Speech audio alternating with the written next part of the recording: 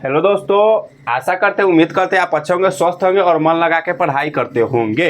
आज हम लोग क्लास 12 के फर्स्ट चैप्टर हिस्ट्री का ईंटें, मनके तथा अस्तिया का ऑब्जेक्टिव MVVI ऑब्जेक्टिव, एकदम जो आपके एग्जाम में डायरेक्ट पूछा जाएगा वैसा ऑब्जेक्टिव लेकर आए हैं और बहुत ही मज़ेदार ऑब्जेक्टिव लेकर आए, ठीक है।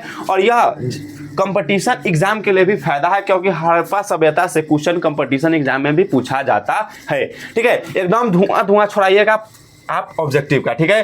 तो आज आपका यानी PDF पहला है, तो इसलिए आपको हार्दिक शुभकामनाएं मिलता है मेरे प्यारे भाई एवं बहनों को, ठीक है। आज हम लोग ईंटें, मनके तथा अस्तिया का वस्तुनिष्ठ प्रश्न करेंगे, ठीक है। और वस्तुनिष्ठ प्रश्न में देखेंगे कौन से प्रश्न देखेंगे, तो फर्स्ट प्रश्न देखेंगे क्या चीज, हड़प्पा सभ्यता की मुहरें किस चीज की बनी हुई है। हड़प्पा सभ्यता की मुहरें किस चीज की बनी हुई है। तो हड़प्पा सभ्यता में मुहर बना था ना बा, ऑब्जेक्टिव पढ़ाए थे ना, यानी नोट्स पढ़ाए थे ना, तो नोट्स में बताए गए थे कि हड़प्पा सभ्यता का जो मुहरें थे किससे बने गई थी, तो सेल खड़ी के बनी गई थे। किससे?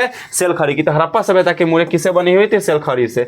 जैसे अब बताइए, यहाँ पर समझा भी दिए, जैसे आज के जमाने में पासपोर्ट और वीजा का प्रयोग दूसरे देश में जाने के लिए किया जाता है कि नहीं किया जाता, वैसे ही हड़प्पा सभ्यता में मुहर का प्रयोग किया जाता था। जैसे पासपोर्ट बनवाते हैं ना, एक देश से दूसरे देश में जाने के लिए वीजा बनवाते हैं ना, एक दूसरे देश से दूसरे देश में जाने के लिए, उसी प्रकार उस समय हड़प्पा सभ्यता में मुहर का प्रयोग करता था। यहाँ इस जगह से उस जगह जाने के लिए, यानी सीतामढ़ी से मुजफ्फरपुर जाना है जैसे, तो उस समय मुहर का ही प्रयोग किया जाता था, ठीक है। तो फर्स्ट क्वेश्चन आपको समझ में आ गया होगा। सेकंड क्वेश्चन क्या है, तो बनावली किस राज्य में स्थित है। तो बनावली किस राज्य में स्थित है, तो वो बनावली हरियाणा में है। आपको पढ़ाया गया है वन, वन मतलब हरा हरा वन, वन मतलब हरा हरा वन, वन मतलब क्या चीज, हरा, वन मतलब वन कैसा रहता है, हरा हरा रहता है, तो क्या चीज हो जाएगा, हरियाणा, ठीक है। और इसी के साथ कालीबंगा भी आता है, तो कालीबंगा कहाँ है, हो राजस्थान। राज करेंगे कहाँ पर, बगल में राज करेंगे, बगल में राज करेंगे, चाहे राज करेंगे बगल में, ठीक है। अब बंग राज करेंगे कहाँ हो, बगल में, यानी राज करेंगे बगल में, तो राजस्थान हो जाएगा कालीबंगा। कालीबंगा वही स्थान पर काली जी के मंदिर है, स्थान पर काली जी के मंदिर है, तो काली जी के मंदिर है स्थान पर, तो कालीबंगा के हो जाएगा क्या चीज, राजस्थान। और धौलावीरा तथा लोथल का हो जाता है गुजरात। धौलावीरा, वीर, वीर कब होता है, जब गुजरता है रात में, रात में जब गुजरता है तो वीर कहलाता है। रात में गुजरने वाला डरता नहीं है, और रात में गुजरने वाला डरता नहीं, तो क्या होगा, वीर कहलाएगा। तो धौलावीरा, वीरा, धौलावीरा का क्या हो जाएगा, गुजरात। क्या हो जाएगा, गुजरात। समझ में आया कि नहीं आया। अब हम लोग अगले स्लाइड में पढ़ेंगे, ठीक है। लोथल किस नदी के किनारे स्थित है। लोथल किस नदी के किनारे है, तो लोथल है भगवान भोगवा, भोगवा। लोथल किस नदी के किनारे है, भोगवा। लोथल किस नदी के किनारे है, भोगवा। लोथल किस नदी के किनारे है, भोगवा नदी के किनारे, ठीक है, ऑब्जेक्टिव। उसके बाद हम लोग पढ़ेंगे फिर सिंधु घाटी के निवासियों को किस धातु का ज्ञान नहीं था। तो हम लोग हम पढ़ाए हुए आपको नोट्स में कि सिंधु घाटी के सभ्यता के जो लोग थे उस समय लोहा का उसको ज्ञान नहीं था, यानी आयरन का उसको ज्ञान नहीं था, यानी लोहे से परिचित वो लोग नहीं थे। नोट्स में भी पढ़ाए हुए MVVI है, क्या चीज है, MVVI, ठीक है, MVVI, ठीक है। तो आपको यह पढ़ना जरूरी है, ठीक है। तो किस सिंधु घाटी के जो निवासी थे वह लोहे से परिचित नहीं थे, ठीक है। उसके बाद यहाँ पर लिखा हड़प्पा वासियों को लोहा का जानकारी बिल्कुल नहीं था। लोहा सबसे पहले जानकारी वैदिक सभ्यता में के लोगों की हुई है। सबसे पहले लोहा की जानकारी किस सभ्यता के लोगों की हुई है, तो वैदिक सभ्यता के लोगों को हुई है, ठीक है। अब हम जानेंगे कि हड़प्पा सभ्यता किस युग की सभ्यता। हड़प्पा सभ्यता किस युग की सभ्यता है, तो हम लोग पढ़े हुए कांस्य युगीन सभ्यता। हड़प्पा सभ्यता किस युग की सभ्यता है, तो कांस्य युगीन सभ्यता है। किस युग की सभ्यता है, तो कांस्य युगीन सभ्यता है, तो कांस्य युग हो जाएगा, कांस्य युग हो जाएगा, ठीक है, कांस्य युग हो जाएगा। यानी हड़प्पा सभ्यता किस युग की सभ्यता है, तो कांस्य युग की, ठीक है।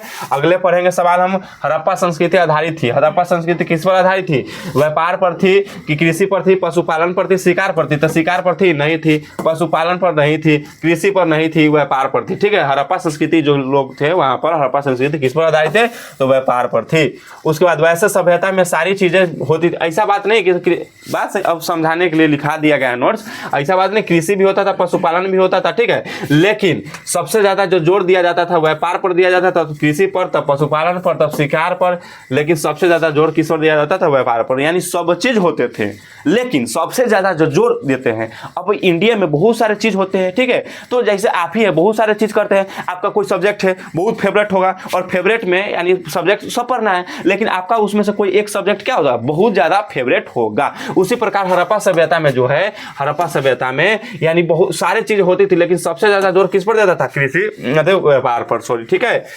उसके बाद हम लोग पढ़ेंगे हड़प्पा सभ्यता के लोग उपासना करते थे। हड़प्पा सभ्यता के लोग किसकी उपासना करते थे? तो विष्णु भगवान के नहीं, वरुण भगवान के नहीं, इंद्र भगवान के नहीं, किसके? मातृ देवी की पूजा करते थे। ठीक है, किसकी? मातृ देवी की पूजा करते थे। हड़प्पा सभ्यता का स्वरूप क्या है?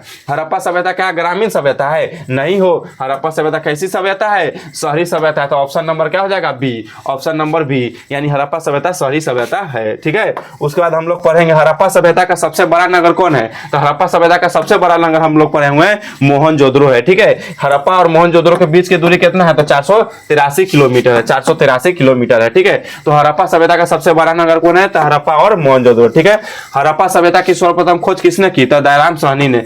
कब की? तो 1921 ईस्वी में। देखिए नोट, हड़प्पा सभ्यता की खोज सबसे पहले किसने की? तो दयाराम साहनी ने की 1921 ईस्वी में। और मोहनजोदड़ो की खोज कब हुआ? तो 1922 ईस्वी में हुआ। कौन किया? तो राखलदास बनर्जी। तो हड़प्पा सभ्यता की सर्वप्रथम खोज दयाराम साहनी और मोहनजोदड़ो की खोज किसने की? तो राखलदास बनर्जी ने किया। ठीक है, एमवीवीआई ये क्वेश्चन है। क्या चीज? एमवीवीआई आपके एग्जाम के लिए। ठीक है, 12th एग्जाम के लिए। उसके बाद हम लोग जानेंगे हड़प्पा किस नदी के किनारे स्थित है? तो हड़प्पा हम लोग जानते हैं रावी नदी के किनारे। अब यहाँ पर कंफ्यूजन, ये भी कंफ्यूजन, यानी ये समझिए तो कंपटीशन एग्जाम के लिए कंफ्यूजन पैदा करने वाला है। ठीक है, कंपटीशन एग्जाम के लिए हड़प्पा किस नदी के किनारे स्थित है? तो हड़प्पा रावी नदी के किनारे स्थित है। अब पूछेंगे हड़प्पा सभ्यता किस नदी के किनारे है? तो सिंधु नदी के। हड़प्पा सभ्यता, ठीक है, सिंधु सभ्यता, सिंधु घाटी सभ्यता और हड़प्पा सभ्यता सबका नाम एक ही है। यानी हम लोग जानते हैं कि सिंधु सभ्यता कहे तब क्या कहे? तो सिंधु सभ्यता कहे तब, और हड़प्पा सभ्यता कहे तब, यानी दोनों क्या है?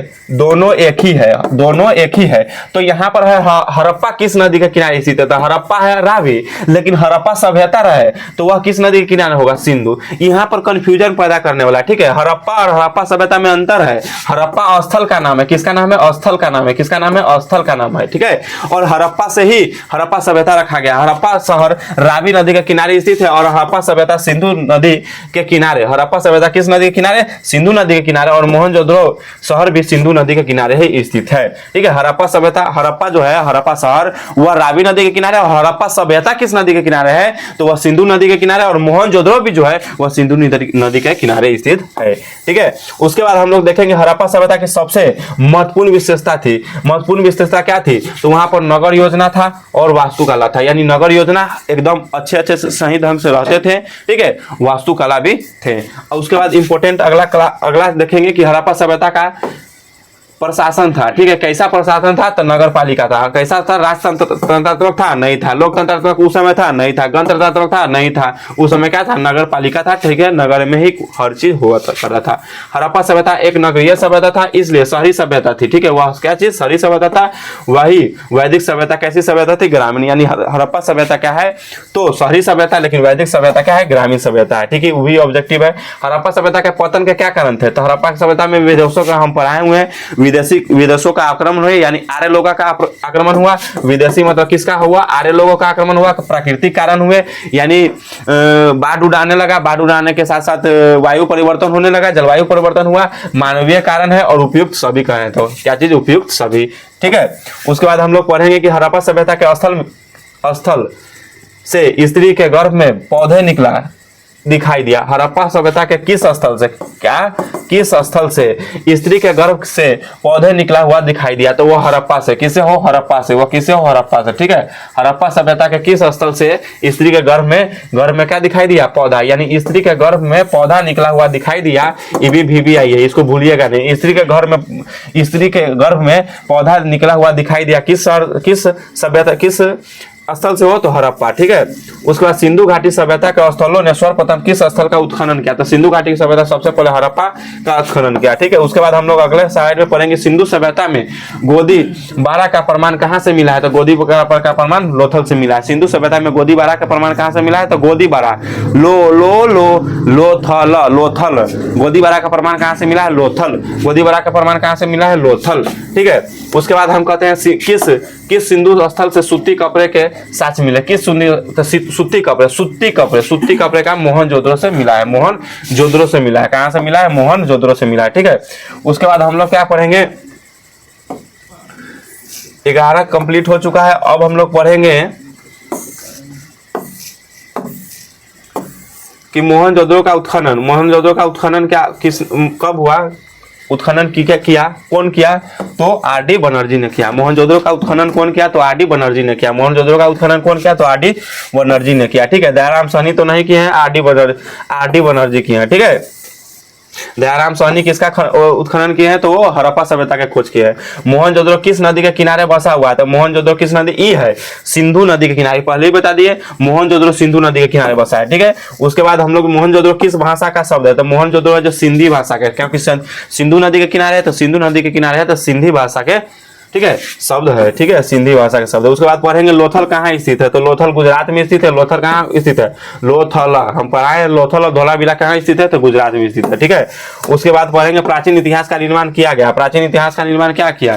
साहित्यिक स्रोतों के आधार पर किया गया, विदेशी यात्रियों के विवरण के आधार पर किया, प्राकृतिक अवशेषों के आधार पर किया गया, उपयुक्त सभी के आधार पर किया गया है। ठीक है, कालीबंगा भारत के किस राज्य में अवस्थित है? तो कालीबंगा भारत के राजस्थान में स्थित है। ठीक है, अब ये पढ़ाए थे कालीबंगा। कालीबंगा यानी रात में जाने वाले को क्या कहते हैं? राजस्थान, कालीबंगा। ठीक है, उसके बाद पढ़ेंगे गंदे पानी को निकासी की समुचित व्यवस्था सर्वप्रथम किस सभ्यता में देखने को मिली है? ठीक है, तो वह सिंधु सभ्यता में देखने को मिली, यानी सिंधु घाटी। यानी गंदे पानी को निकासी की समुचित व्यवस्था, यानी अच्छे से। हम आपको यह पढ़ाए हुए हैं कि जब सिंधु सभ्यता में जो थी, वहाँ के लोग थे सिंधु घाटी की सभ्यता के, यानी घर के पानी छोटे छोटे नलों के द्वारा अपना नाला बना देते थे। वह नाला रोड के किनारे वाला नाला से मिल जाता था, वह रोड के किनारे वाला नाला बड़ा नाला से मिल जाता था और पानी वहाँ से क्या हो जाता था? बाहर चला जाता था। वहाँ पर जल की जो होती है निकलने की समुचित व्यवस्था थी।